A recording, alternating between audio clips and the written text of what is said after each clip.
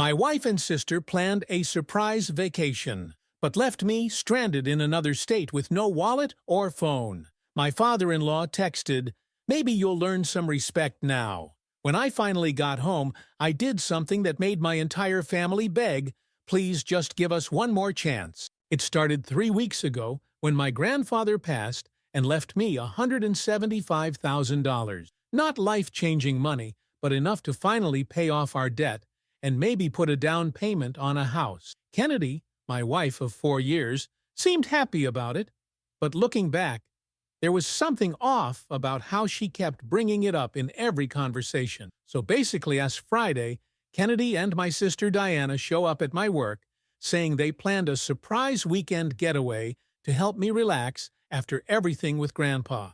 I was actually touched. Kennedy had packed my overnight bag and everything. Diana was driving, and we were heading to some lake resort in Michigan that Kennedy swore was Instagram-worthy. Should have been my first red flag, TBH. The drive was normal. We stopped for dinner at some roadside place about 5 hours in. I remember feeling weirdly tired after just one beer.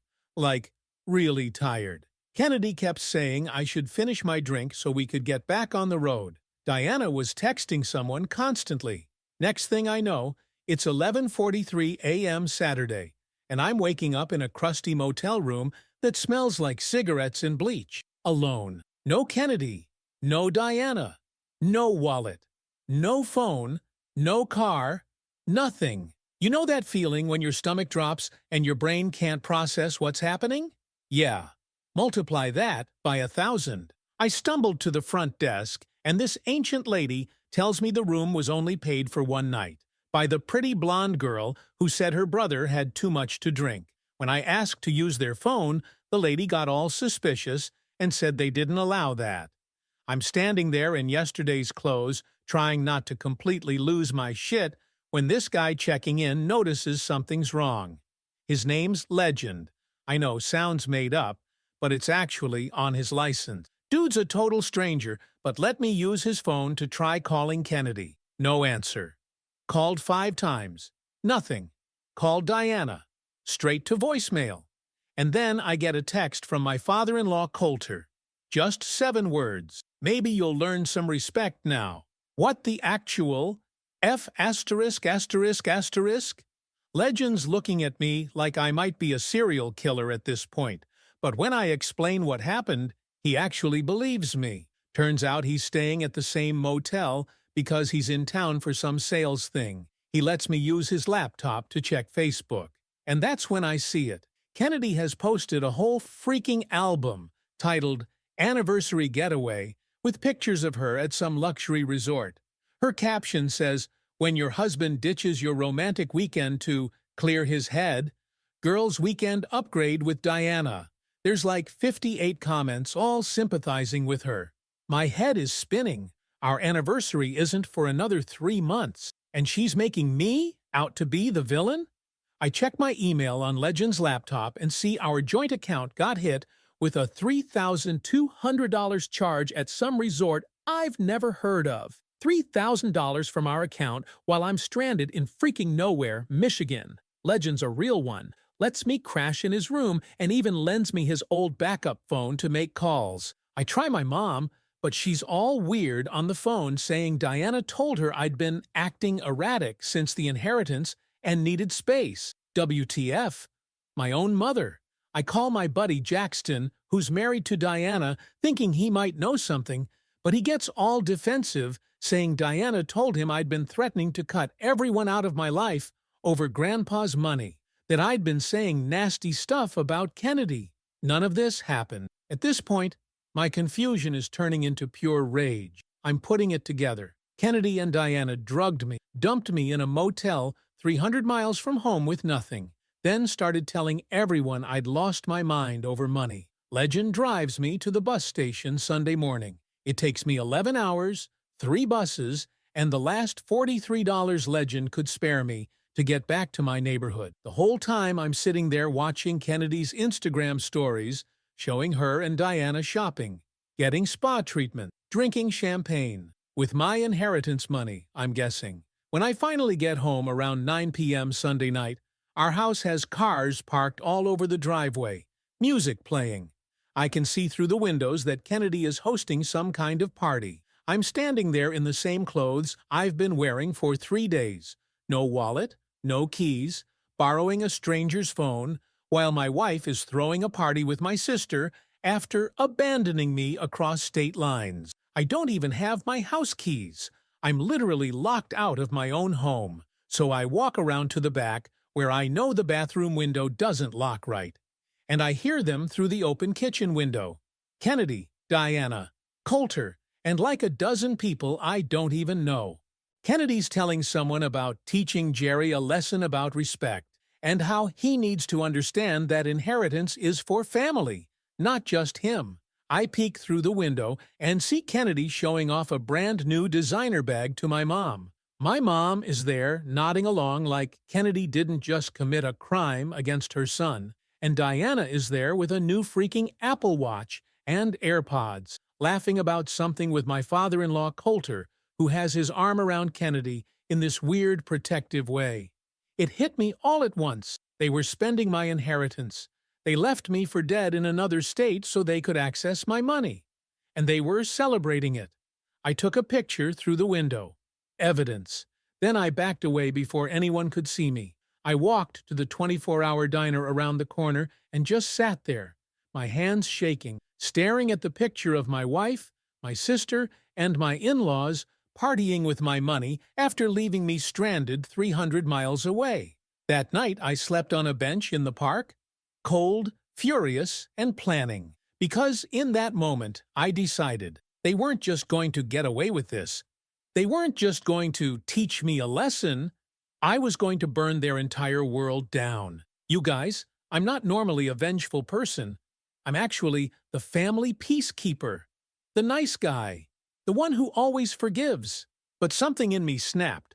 Over the next few days, I stayed with Legend, who thankfully lives only about 20 minutes away, while I gathered information. Kennedy hadn't even reported me missing. She just told everyone I needed space and was being selfish. I logged into our bank account from Legend's computer and discovered Kennedy had transferred $42,000 from our joint savings to her personal account the morning after they left me. Almost all our savings gone. I called in sick to work using Legend's phone. I couldn't face anyone yet. I needed time to think. And then I saw Diana's Facebook post about toxic family members, with this long rant about how some people can't handle money responsibly and how sometimes you have to intervene before someone ruins their life. They were setting me up, making it look like I had some kind of breakdown or addiction so they could justify stealing my inheritance. And it was working. Comments from family friends all saying how brave Kennedy and Diana were for stepping in, and how they were praying for me.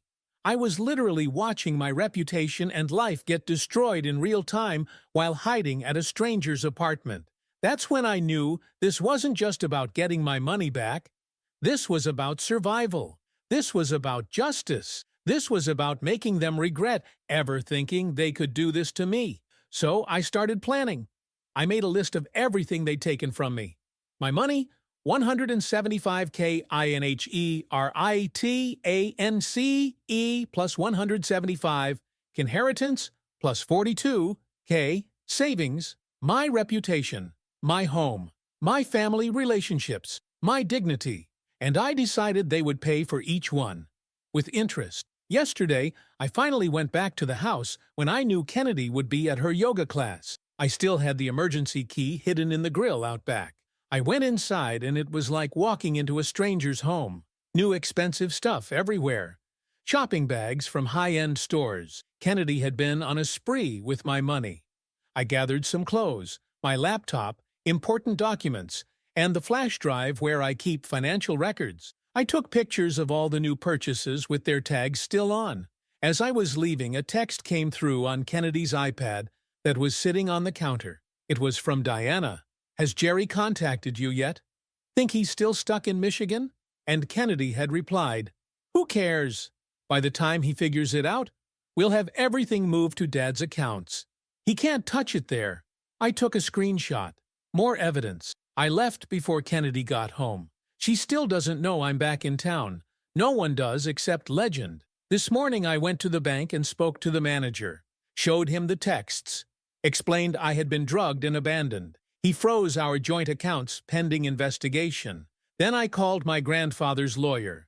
Turns out the inheritance hasn't actually been transferred yet. It's still in process. They can't touch it. I redirected it to a new account only I can access. So now I'm sitting here planning my next moves. They think they destroyed me. They think I'm still stranded and broken. They have no idea I'm back, gathering evidence, securing my assets, and preparing to rain down a level of calculated revenge that will make them wish they'd never even thought of crossing me. Because you don't get to throw away a human being like trash and just move on with your life. This is just the beginning. I have plans for Kennedy, Diana, and especially Coulter that will make what they did to me look like a kindness. They wanted to teach me about respect. Well, I'm about to teach them about consequences. Update 1. First off, thank you to everyone who commented on my last post. Never expected that kind of response. To those asking if this is fake, I wish. My life would be so much easier if I were making this up for internet points. It's been exactly 9 days since I found out. My wife Kennedy and sister Diana drugged me and left me stranded in a motel 300 miles from home while they went on a shopping spree with my inheritance money. 9 days of pure, calculated rage. I'm still staying at Legend's apartment. The guy deserves a medal. He gave me his couch, lent me clothes, and hasn't once suggested I'm overreacting. If anything, he's been adding fuel to my revenge fire. So basically, I decided on day 2 that I needed information before making any moves. Kennedy still had no idea I was back in town, and that gave me an advantage. I created a burner email account and set up alerts for any activity on our shared accounts. Then I messaged my coworker Joan asking for medical leave due to a family emergency. Not technically a lie.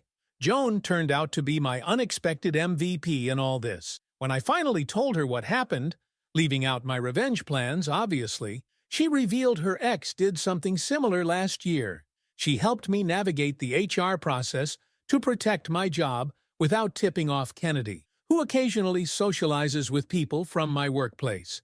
Joan even dropped off some basic necessities at Legend's place: toothpaste, deodorant, socks. The small things you don't think about until you've lost everything. Day 3 was when things got interesting. I was monitoring Kennedy's social media, using a fake account since she'd blocked me on everything, and noticed she was posting these subtle hints about being finally free and removing toxic people. Then I saw a comment from my mother asking if she'd heard from Jerry yet, and Kennedy replied that I was probably just hiding to make everyone worry. My own mother was buying this garbage. I decided to do some digging. Using Legend's car, I parked down the street from our house at 2:13 p.m. when I knew Kennedy would be at her Wednesday nail appointment. I watched Diana pull up in her brand new SUV, definitely not what she was driving last month, and go inside. Our house. Using her key. Like she owned the place. She stayed for 47 minutes. When she left, she was carrying a box of what looked like my things. They were clearing me out of my own home. That night, I couldn't sleep. My mind kept replaying how easily they'd erased me. Not just physically by abandoning me, but now they were removing all traces that I'd ever existed. Like I was already dead to them. Day 4 was when I started building my case. I contacted my bank again to get full transaction records. Kennedy had withdrawn or transferred a total of $47,622 in the 3 days after dumping me. Almost our entire savings, plus the first installment of my inheritance that had arrived before they pulled their stunt. Then I checked our credit card statements, charges at high-end stores, restaurants I'd never heard of, and, this was the kicker, a consultation fee for a divorce lawyer, dated 2 weeks before they abandoned me. This wasn't spontaneous. This was premeditated. I'm not going to lie to you guys, I had a complete breakdown that night. Legend found me sitting on his bathroom floor at 3 a.m., just staring at the wall. I wasn't sad, though. I was seething, like something primal had awakened inside me. They didn't just want my money, they wanted to destroy me completely. Day 5 is when I shifted from defense to offense. I created a detailed spreadsheet of every penny they'd taken, every purchase, every transfer. I documented everything with timestamps and screenshots. I started a journal recording every social media post, every text, every interaction anyone had mentioned having with Kennedy or Diana. I was building my arsenal. That afternoon, I drove by our house again and saw Coulter's luxury car in the driveway. Through the front window, I could see him talking to Kennedy in the living room. My living room. I took pictures from my car. While I was sitting there watching, Jackson called Legend's phone, which I was still using. He sounded nervous, asking if Legend had heard from me. Apparently, Diana was getting worried because I hadn't surfaced yet. Translation: they were concerned their cash cow had wandered too far. I decided to use Jackson. He's always been weak-willed, constantly seeking approval from Diana. I told him I was taking some time, but asked if he'd heard anything about what happened. Playing dumb. He took the bait. Started rambling about how Diana was just trying to protect Kennedy from my erratic behavior over the inheritance, how I'd threatened them all. Complete fabrications. But then he let something slip. Apparently, Kennedy and Diana had spent a small fortune on some exclusive spa weekend, and Diana came home with bags of new stuff. I kept him talking for 23 minutes, recording everything. By the end, he'd inadvertently confirmed they'd spent at least $30,000 of my money in less than a week. Day 6 is when I discovered the email. I was checking our shared cloud storage, which Kennedy apparently forgot about, when I found draft emails between Kennedy and Diana discussing how to handle Jerry's money and make sure he doesn't waste the inheritance. There was even one mentioning how they'd need to keep him away for at least a week while they moved assets. They had planned this whole thing, down to how long to keep me stranded. But the real bombshell came when I found a series of texts Kennedy had backed up. She always loses her phone, so she obsessively backs up. Texts between her and some blonde, one saved as J-work. Romantic texts, explicit texts. Dating back months. I did some digging. J-work was Jason, Coulter's business partner. Kennedy was having an affair with my father-in-law's colleague, and based on the texts, Coulter knew about it, had even facilitated it. The betrayal was so deep I couldn't even process it all. My hands were literally shaking as I forwarded everything to my secure email account. That night, I started putting together my revenge plan, not just to get my money back, but to completely dismantle their lives the way they'd tried to dismantle mine. Day 7 was all about reconnaissance. I created a fake Instagram profile, posing as a luxury lifestyle blogger, and followed Kennedy. She accepted within hours. She accepts anyone who looks rich or influential. I started commenting on her posts, flattering her new purchases, asking where she got them. She ate it up, even DMing me details about her sudden financial windfall and how she was finally living the life she deserved. I encouraged her to post more, to tag the stores, to share her journey. The more she documented her spending spree, the more evidence I collected. Meanwhile, I had Joan drop hints at work about seeing me at the hospital looking really rough, just enough to start a rumor that would eventually get back to Kennedy. Let her think her plan worked, that I was broken, possibly injured, definitely humiliated. Day 8 was when I implemented the first phase of my revenge. Using the information I'd gathered, I created fake email accounts that looked nearly identical to Kennedy's and Diana's real ones. I sent emails between these accounts discussing their plan to drug me, how they'd dealt with my inheritance, and their intentions to declare me mentally incompetent if I tried to fight back. I made sure these emails had metadata and timestamps that aligned with their actual movements on the days surrounding my abandonment. Then I saved them where they would be discovered, at just the right moment. Next, I contacted 3 different loan companies posing as Kennedy, using all her personal information that I had legitimate access to. I started the application process for high-interest loans totaling $65,000. I didn't complete them, just got them to the final stage, ready to be triggered when the time was right. I also anonymously emailed Coulter's 4 biggest business associates, mentioning I had concerning information about his financial practices. No details, just enough to plant seeds of doubt. I knew from years of family dinners that Coulter operated in gray areas, and his partners were notoriously skittish. Then I contacted my grandfather's attorney again, explaining the situation in detail. He was horrified. Turns out abandoning your spouse across state lines while stealing their inheritance has serious legal implications. He helped me secure the remaining inheritance money and recommended a ruthless divorce attorney. But legal action wasn't enough for me. I wanted them to feel what they'd done. I wanted psychological warfare. So I set up a series of scheduled emails to be sent to Kennedy, Diana, and Coulter, 1 per day, each containing just a single line. I know what you did. Day 1 inch, then day 2, and so on. No other information. Just counting up. Just enough to create constant anxiety. For my mother, I took a different approach. I sent her a blank envelope containing only the receipt for the motel room Kennedy had dumped me in, and a copy of Coulter's text. Maybe you'll learn some respect now. No explanation. Let her connect the dots herself. That brings us to today, day 9. This morning I activated the next phase of my plan. I called Kennedy from a blocked number, let her hear my voice, then hung up. Did the same with Diana and Coulter. Just enough to let them know I'm alive, that I'm back, that something is coming.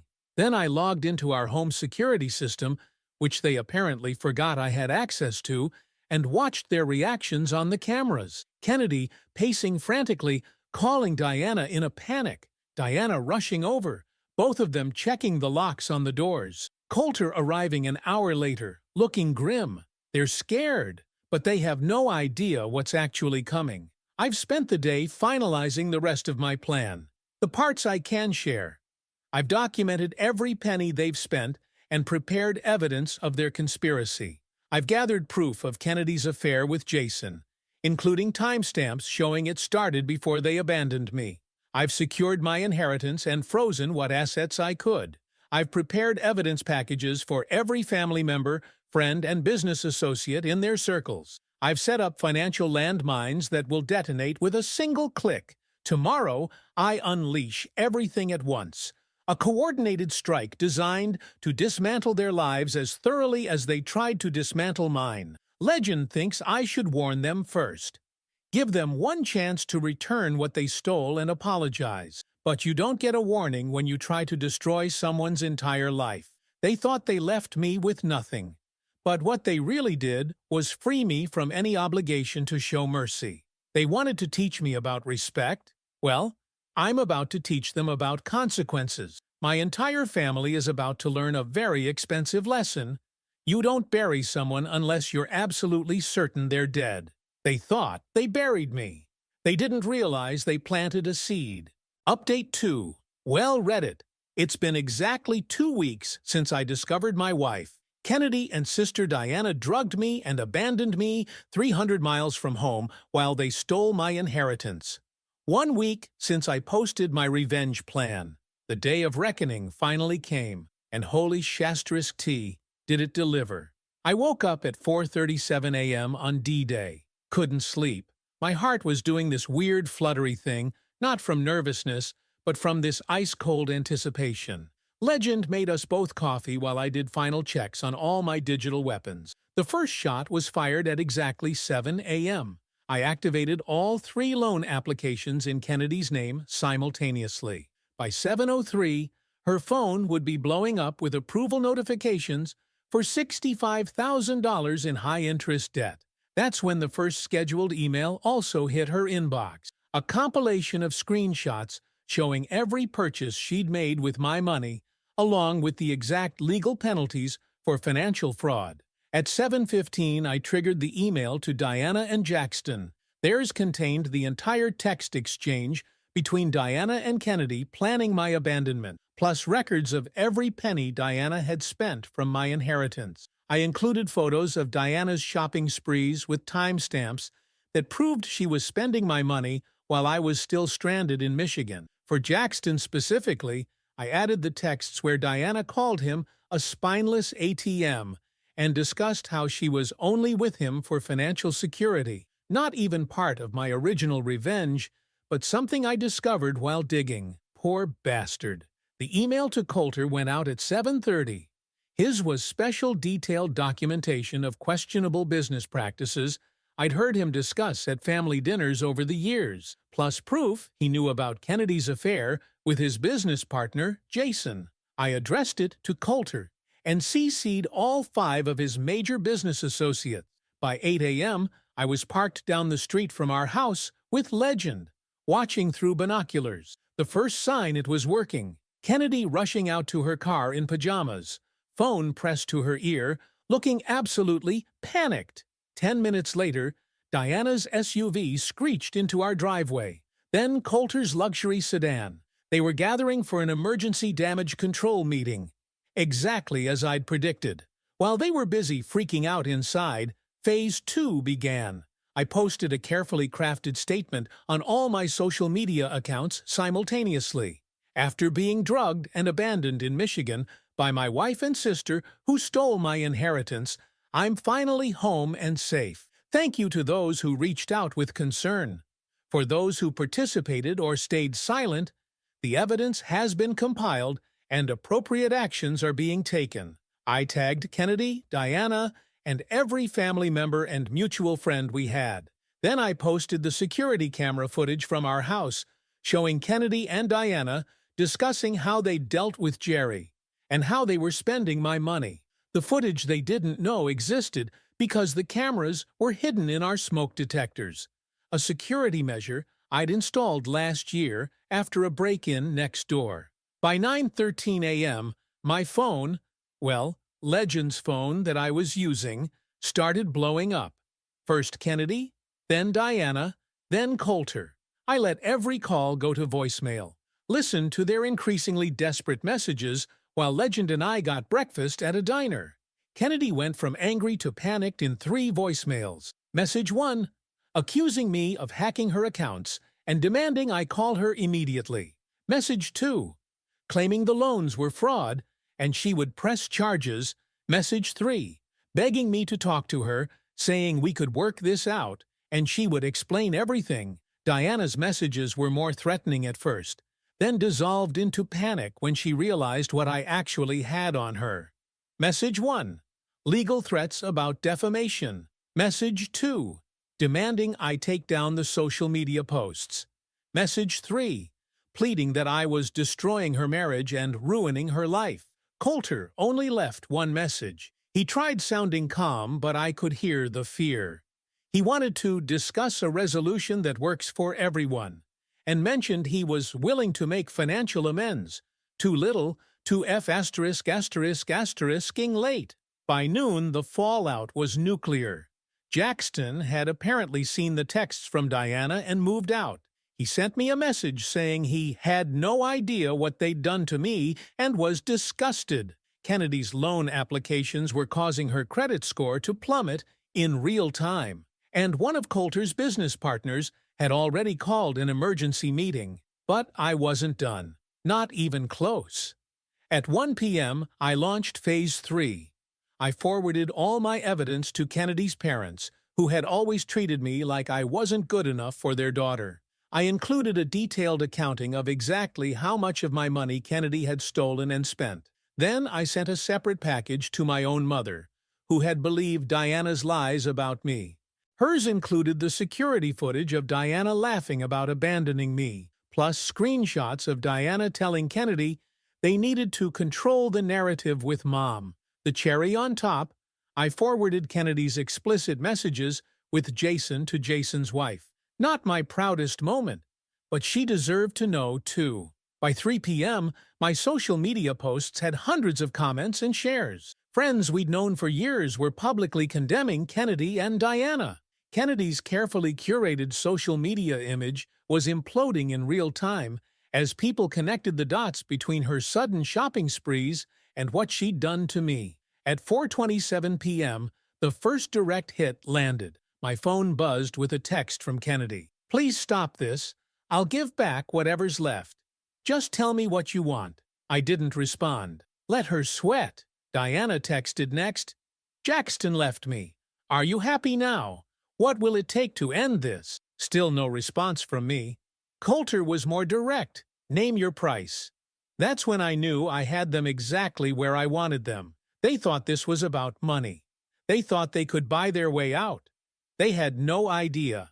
Around 6 p.m. I drove to my mother's house. She'd been calling non-stop since receiving my evidence package. When she opened the door, her eyes were red from crying. She tried to hug me. I stepped back. The look on her face when I refused her embrace, that's when it hit me how serious this all was, how much damage had been done, not just by them to me, but now by me to them. For a split second, I almost felt bad. Then I remembered waking up alone in that motel. The text from Coulter. "Maybe you'll learn some respect now. The party they threw with my money while I was homeless." The moment passed. The ice returned. My mom kept trying to explain that Diana had told her I was having a breakdown, that she thought she was protecting me, that she never would have believed Diana if she'd known the truth. I told her I needed time to decide if I could ever trust her again. Her face crumbled, but I held firm.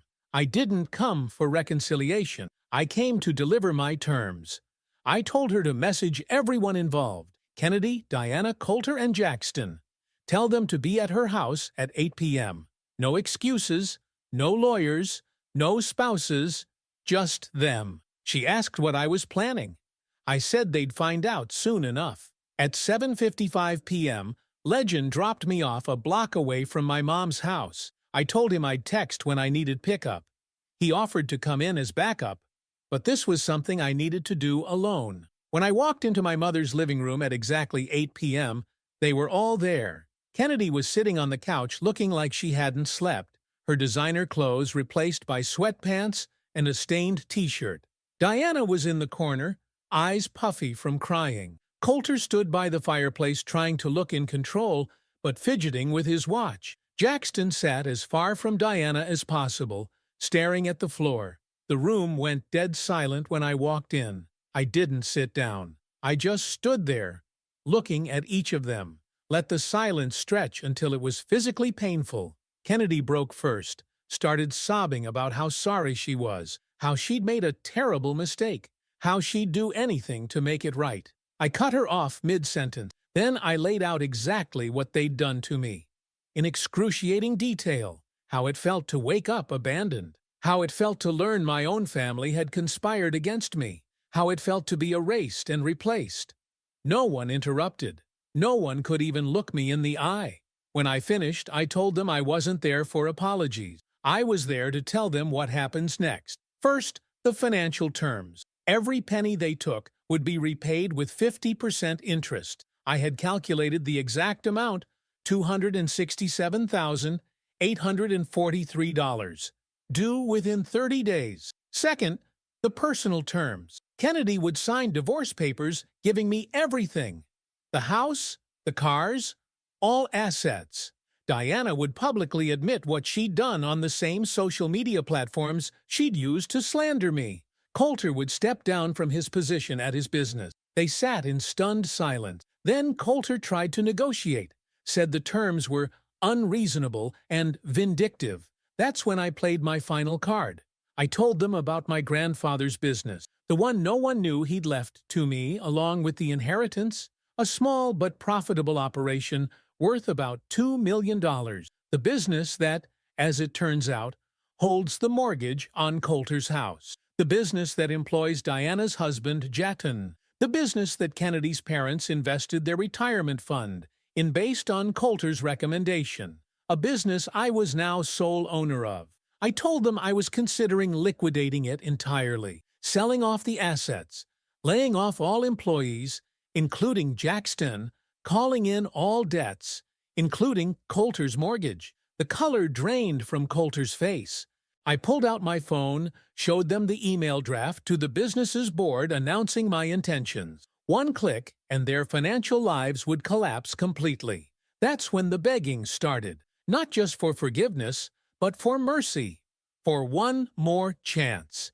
Kennedy on her knees, mascara streaming down her face. Diana promising she'd do anything I asked. Coulter offering his vacation house, his car, anything to stop me from pulling the trigger. Even Jackson, who I had no real issue with, begging me to reconsider for the sake of the employees. My mom just sat there, watching her children implode, too shocked to even cry anymore. For 3 minutes, I let them plead. I wanted to sear the image into my brain forever. The people who thought they could throw me away like garbage, now desperately trying to save themselves from the consequences. Finally, I held up my hand for silence. I told them I'd consider not liquidating the business on one condition. I would remain owner and CEO, but would establish a new board of directors, people I trust, not family. The business would continue, but under my complete control. Everyone in that room would be permanently removed from any decision-making position. They could keep their investments, their jobs, their mortgages, but they would answer to me, forever. They agreed instantly. All of them. No hesitation.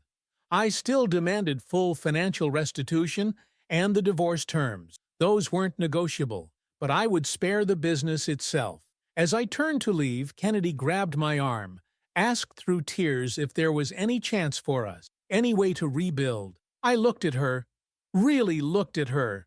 For the first time since this all began, the woman I had loved for 4 years, the woman who drugged me and left me for dead over money. I removed her hand from my arm and said only, "We're done. Forever." The look of devastation on her face should have felt satisfying. Instead, I just felt empty, not regretful, just done. Legend picked me up 10 minutes later. Asked how it went. I showed him the signed agreements I'd prepared in advance. Each of them had been so desperate to keep the business intact that they'd signed everything I put in front of them. It's been 3 days since that meeting. Kennedy moved out of our house yesterday. The divorce papers are being processed. Diana posted her public apology, then deleted all her social media accounts. Coulter announced his early retirement this morning. The money has started being repaid. My bank account grows daily as they liquidate their precious possessions. Kennedy's designer bags, Diana's new SUV, Coulter's luxury watches. I've moved back into my house, thrown out everything Kennedy bought with my money. Replaced the mattress, the couch, everything she might have touched with him. I should feel victorious. I got everything I wanted. More than I wanted, really. They're all suffering. They're all paying. They'll all be under my control financially for years to come. But mostly, I just feel tired. And alone. Legend says that's normal. That revenge isn't actually as satisfying as we think it will be. That eventually, I'll need to find a way to move forward without letting the anger consume me. He's probably right. But not yet. Not today. Today, I'm still savoring the image of my wife, my sister, my father-in-law, all on their knees begging for one more chance they'll never get. They fucked around. They found out. And that's going to have to be enough.